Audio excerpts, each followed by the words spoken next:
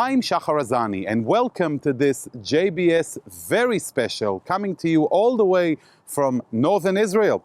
Today I am with my good friend Sarit Zehavi. She is the CEO and founder of the Alma Research and Education Center in northern Israel. Sarit, it's such a pleasure to finally see you here in person in northern Israel. Thank you very much. You've been a frequent guest on JBS, sharing your extensive knowledge and understanding with our viewers and with audiences all across the US and the world, providing a much needed understanding of this complex region. And talking about region, maybe you can share with us a little bit about where exactly are we standing here?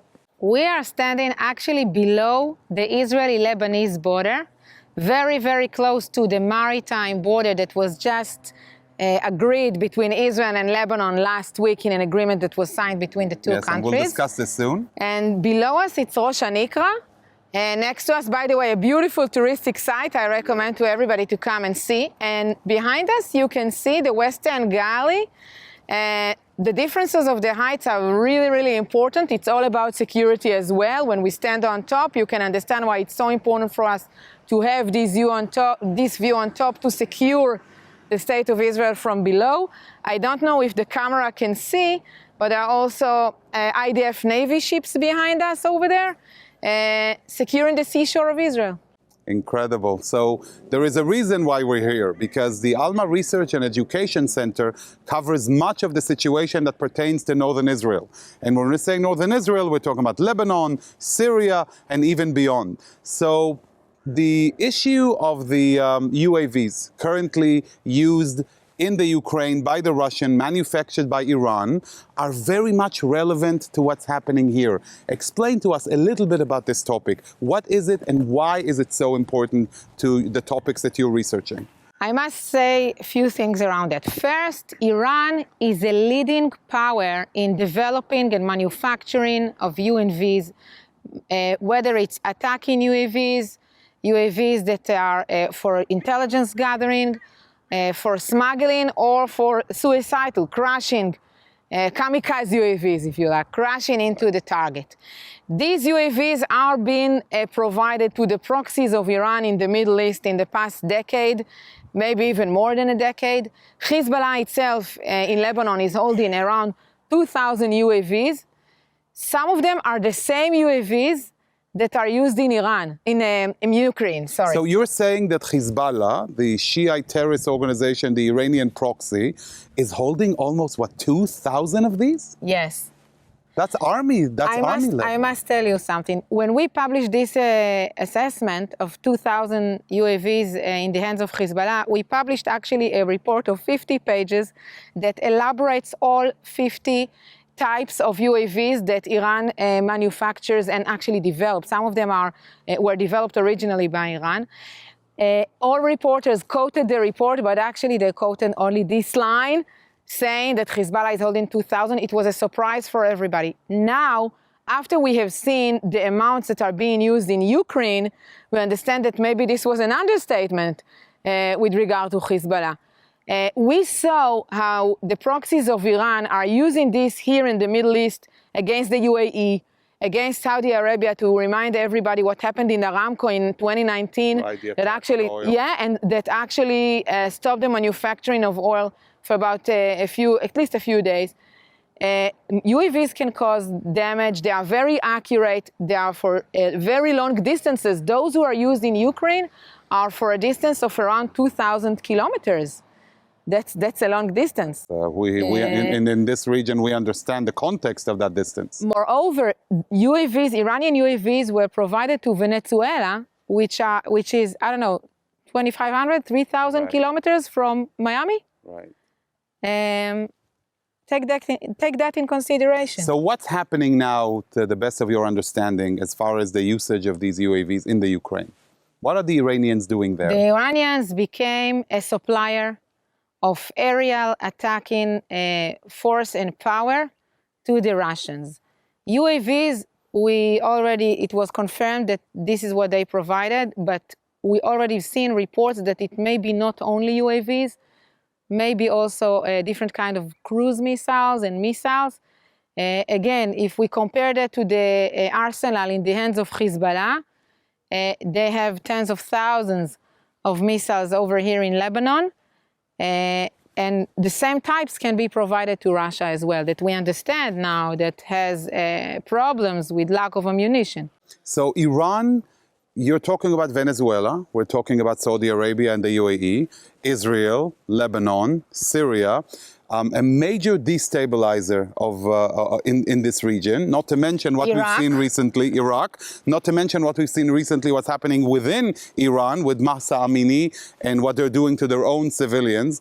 And it's quite incredible to, in this context, to think about Iran being a party that's welcome on the international stage, that negotiations take place on the nuclear issue, as if Iran is a legitimate player, and yet it's busy doing so much of these negative activities that undermine regional stabilities across the globe. For me, it's really difficult to understand. We've been saying for years that what the Iranians are doing is not damaging only the state of Israel, and it's not the problem only of the state of Israel. It's a problem of all the states of the Middle East, and it is becoming a problem in Europe as well. And first and foremost, the Ayatollah regime of Iran is a problem for the Iranians themselves, and we've seen this within the past few months' protest inside Iran. Right. Whatever happens in this crazy Middle East doesn't stay in the Middle East. Now we are learning that, and I think this is the point where international community should understand that when they talk about nuclear deal or somebody attacking the nuclear sites in Iran, it's not a problem for Israel. It's a problem for the whole world. It is within the interest of the whole world to make sure that Iran will not become nuclear in any way that is possible. Right. And this is why the work that you're doing is very relevant, not just within the geopolitics of Israel itself, but far beyond, which leads me to the next issue. We're talking about UAVs, and we know that Hezbollah sent UAVs to the oil rigs, to the gas rigs within the sea. Let's talk about the gas deal that was recently signed between Israel and Lebanon with U.S. mediation. We've heard a lot of claims about this deal. Wonderful deal, horrible deal. Israel caved in, didn't cave in. So we had to find somebody who understands the material and does not come from a political standpoint. Sarit Zehavi of the Alma Research Education Center. Tell us about that deal from your perspective. Look, for a decade there were negotiations. A decade? That's nothing new. A decade of negotiations between Israel and Lebanon, not directly, by the mediation of the Americans, about marking the maritime border. While Israel had a position that was presented to the UN, let's call it now line number 1, and the Lebanese presented a position to the UN, let's call it line number 23, okay? In the middle, between these two lines, which are actually a triangular of 800 square kilometers, there was a line named Hof line after the mediator that presented a compromise that gave the Lebanese 60% of the area, and the Israelis 40% of the area. During the years, the Lebanese failed to agree to this, and we couldn't get to an agreement. Now, what happened 2 years ago is that Israel found gas, quite a big reservoir of gas. That's the Shark rig? That's the Shark Karish gas reservoir. And a few months ago, a floating gas rig of a company named Energian arrived to this gas rig. A few months after we had found gas, like 2 years ago, in this place, the Lebanese all of a sudden announced that there is a new position that actually more than doubled the area of dispute in their point of view. Let's call this new line, line 29. Israel didn't accept that. The American negotiator didn't accept that. It's impossible all of a sudden to present a new line, and why it's so important, because this new line that the Lebanese presented goes in the middle of Karish gas reservoir. So now the Lebanese claimed Israel is stealing the Lebanese gas. Right. We're not going to enable that. At the same time, they also published that they made polls, theoretic polls, about whether there is gas on the Lebanese side, and they name a gas reservoir which they believe exist on the Lebanese side, named Kana, by the way, after Kfar Kana, the village of Kana in South Lebanon, that is in the collective memory of the Lebanese a village that suffered two real incidents of collateral damage by Israeli attacks in previous conflicts. So again, you can understand, the narrative, the vibe, the small clue to what I'm going to say next. 17% of these alleged because there was no exploration at the zone, So only based polls. on what did they say there was gas there? Polls. No exploration at the zone yet. Okay. So nobody knows how much gas is there, if at all. But they signed an agreement with a French company to come and search for the gas. And after the French company will do its own exploration and we will understand how much gas is there, Israel will be compensated. And here I need to explain what happened last week is that after a lot of pressures by the Americans that saw, I will call it the political timing. Political timing because there were elections in Israel and the Lebanese president just ended his term and they can't agree upon a president. Wanted to get a deal. And at the same time, on top of all of that, the leader of Hezbollah, Hassan Nasrallah, declared, while sending drones against the Gaza Reservoir Karish, declared, I'm going to war for that. If there will be no agreement between Israel and Lebanon, Israel will not be able to harvest the gas. I have missile and I'm quoting that can get to Karish gas rig and further in depth to other gas rigs of Israel, which of course, this is a very problematic threat. I must tell you, in Israel, there was a debate whether Nasrallah means business or not. I travel on the borderline every day. This is a different borderline than it used to be 2 years ago. Hezbollah is present. It was prepared. And I took Nasrallah's threats very seriously. And eventually, in this constellation, Israel made a concession. Israel decided to accept the Lebanese position, not compromise. It's not a compromise. Almost entirety. Almost entirety. We accepted line 23, which was the Lebanese position until 2 years ago. So we didn't line 29 is not even mentioned in the agreement. It's gone. So we agreed to the later Lebanese position? No, to the earlier. The earlier. To the earlier Lebanese position, exactly. We actually made a concession of 800 square kilometers. So they put in a go to take it out? It's a Middle Eastern market. A Middle Eastern market. Okay? Bazaar, right. You're saying, how much do you want for this watch? $200. Okay, I'll pay you $100. No. You know what? Since you said that, I want to charge you $300. Right. No, $300, it's impossible. So let's make a deal. Compromise, $200. This is kind of what happened. Use that trick.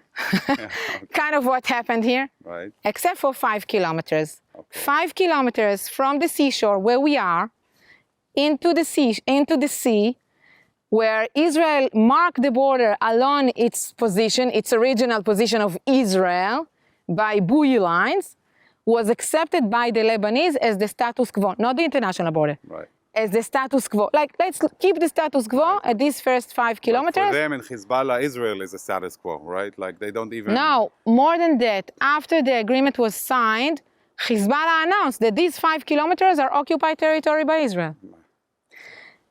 To conclude, yes, we gave up some territory. We gave up... But we didn't give Karish. We didn't give a centimeter of Karish. And as for Kana? And as for Kana, 17%, we will be compensated. If gas But we will be compensated on the area which is in the Israeli area at first place. Right. Not the area which is in the area of dispute. This is for the Lebanese now. Because and only if gas is found there. Yes. And I just want to ask you this. We hear about Hezbollah's position and threats of war, but we've all heard, we remember the terrible bombardment and the explosion at the Beirut port.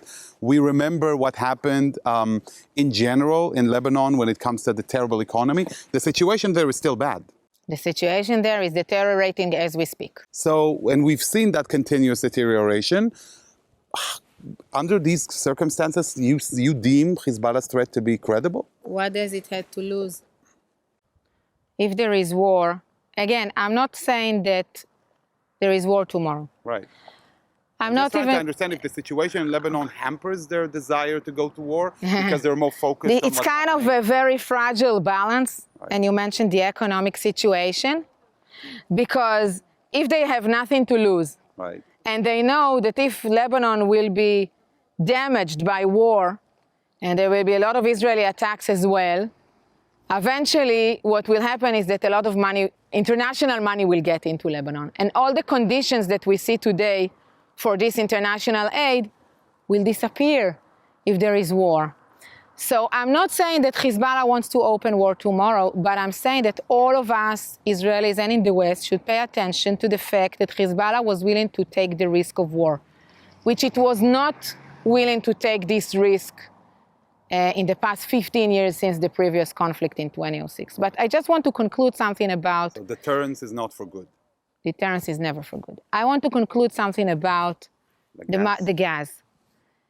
What we gained is, for now, again, I'm careful, a safe option to harvest the gas. We took that off the table. Now Nasrallah will have to find a new excuse if he wants to escalate the situation. Okay. The Lebanese will be able to harvest the gas when they will find it. It will take, I don't know, 3 years, 5 years. There are different evaluations. But it's not a peace agreement. It's not recognition in the existence of the state of Israel, like I read in some of the newspapers. It's not normalization. It's not the beginning of normalization. Hezbollah didn't change. Basically armistice. Nothing's changed. Nothing's changed. Nothing has changed. This is the most important thing to understand here. We can now harvest the gas. Except for that, nothing's changed. And if we understand that, we understand that actually behind this agreement there is Hezbollah. We shouldn't deny that. Right. It is what it is. But you're talking about Hezbollah, and I want to ask you about the chain of command. We all know Hassan Nasrallah, he's media savvy, he loves, the Hebrew media, he's very much, in full understanding of this arena. I think he, to a degree, and only from the research side, he could be your counterpart. But what I'm wondering is a chain of command. Does he make his own decisions as far as Hezbollah going to war with Israel, or is he waiting as a proxy for instructions coming from the Revolutionary Guards? Shahar, you were a CEO. So I will explain it in this way, okay? Imagine that you are the CEO of, Google International. Mm-hmm. And you have CEO in Europe and CEO in North America and CEO in South America. You have different CEOs, okay, right, everywhere else. Now, you are calling your CEO in South America or Europe, and you tell them you want this, this, and that to be done. And they tell you, Shahar, this is impossible because if I'll do that, we'll lose that. You listen to them, you trust them. It's your CEO, they are professionals. And if you don't trust him, you fire him, right? That's the relationship between Nasrallah and the IRGC, okay? Qasem Soleimani, and afterwards, the one who replaced him. It's not about, whatever they will tell you, you will do. There is a dialogue. Right. The Iranians take in consideration the needs of Hezbollah. But eventually, if something will be very, very important for the Iranians, and they will insist, Hezbollah will have no choice. They will try. There is a dialogue. Right. But eventually, it's the Iranians that are giving the money.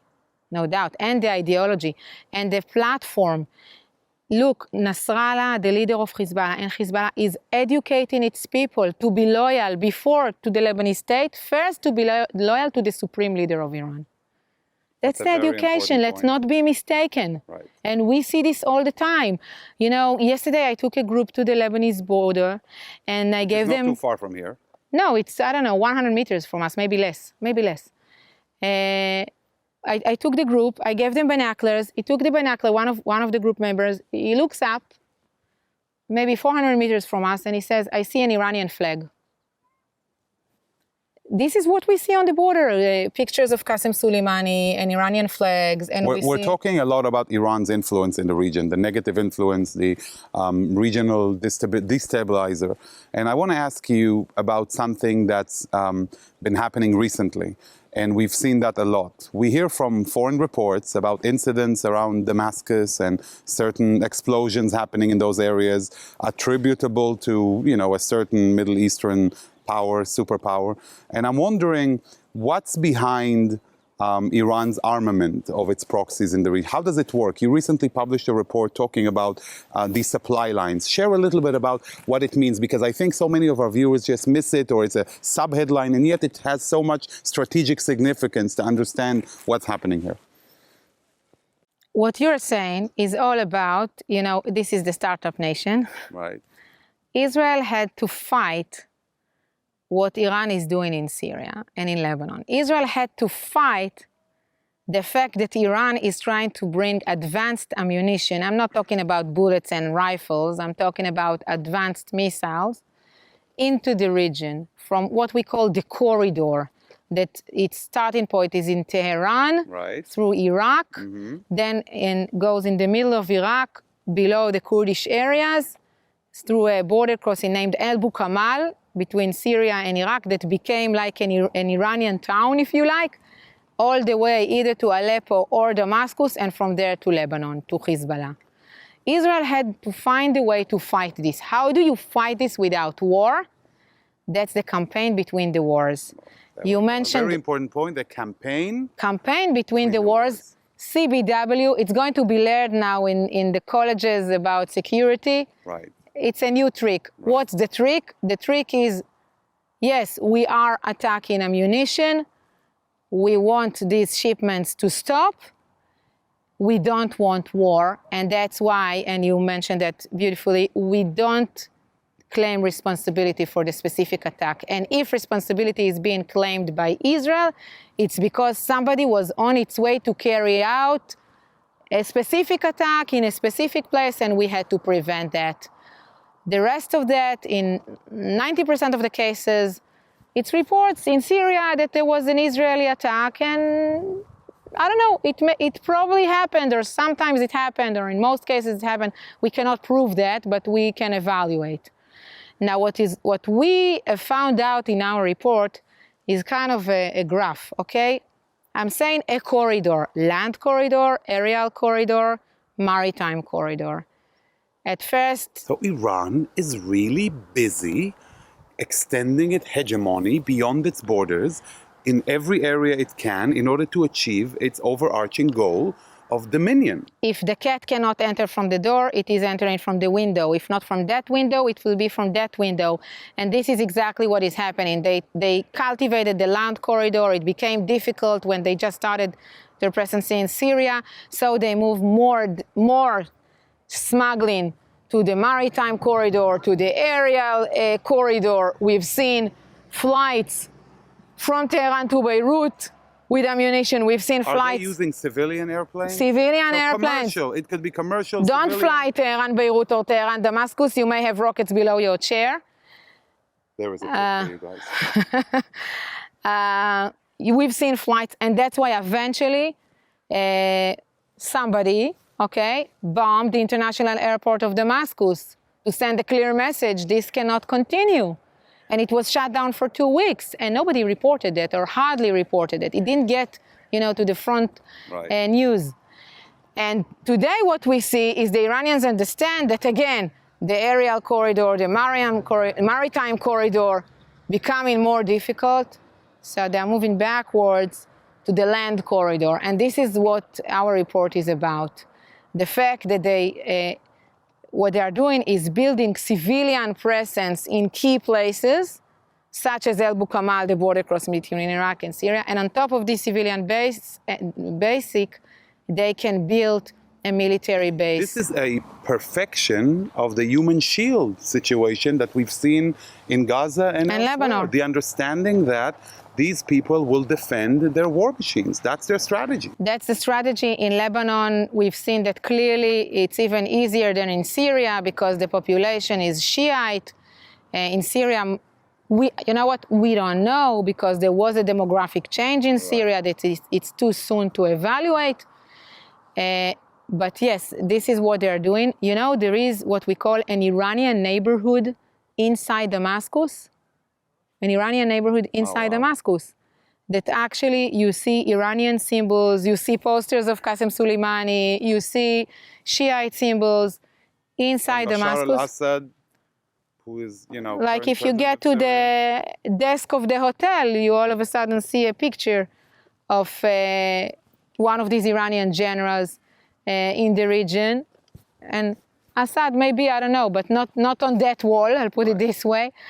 And then all of a sudden you hear more reports of the Syrians about attacks in these areas, meaning that the ammunition is being brought to be hidden inside these areas. And you're whispering in our ear to pay attention, because what we're seeing here extends to the Ukraine and extends to Venezuela, not too far from the US. Accurate. It doesn't stay here. Sarit, thank you so much. It's been enriching to listen to your report and understanding of what's happening here in this very complex region. And I want to say what a great pleasure it is to be here with you beyond the squares of Zoom, actually in person, in the same area that you are researching, and issuing the kind of reports that educate and empower so many of us out there. Thank you for giving me the opportunity. Thank you very much. And to you, our viewers, I'd like to say thank you so much for joining us to this very special JBS, coming to you all the way from beautiful northern Israel. Notice the serenity of this beautiful place, and underneath it, lava flows. And there is so much to explore, and thanks to Sarit and the Alma Research and Education Center, we are in a much better understanding of not just this neighborhood, but much of ours. Thank you all for watching and for joining us to this JBS very special for Northern Israel. To all of you, I'd like to say shalom and lehitraot. Maybe next time right here in Northern Israel. Take care.